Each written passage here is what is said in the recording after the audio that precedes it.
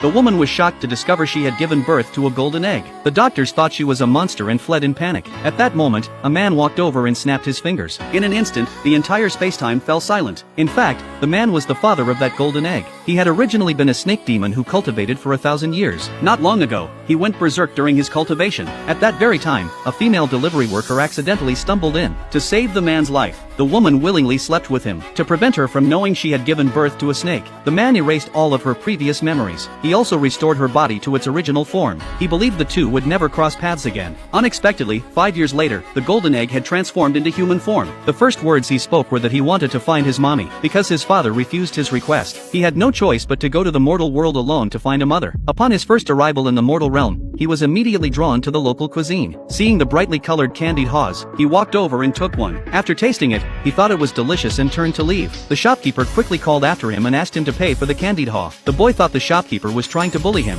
so he cast a spell to freeze the shopkeeper's left leg. The woman, delivering food at the time, witnessed the scene. She hurried over to stop them. After understanding the situation, she paid the boy's bill. The boy felt an inexplicable sense of familiarity with the woman, so he hugged her and called, "Mommy." The woman thought the boy had mistaken her for someone else, and didn't give it much thought. Before leaving, she made a point of writing her phone number for the boy. She told him he could call her if he ever couldn't find his way home. After saying that, she continued on with her deliveries. At that moment, the man suddenly appeared. The world around them instantly quieted once more. He took his mischievous son back to the mountain. However, the boy desperately wanted the woman to become his mother, so he called the woman's number. He lied that a stranger had taken him to a dilapidated temple. Upon hearing this, the woman urgently asked him to send her his location. She then arrived as quickly as possible. When he saw the sign above the door, he felt an overwhelming sense of familiarity, as if he had been here before. Unexpectedly, the moment he pushed the door open, he ran into the man. Seeing how familiar they were with each other, the little boy immediately introduced his father. He announced that his father was handsome and wealthy. He pleaded with the woman to be his mother. In return, he promised to give her $1 billion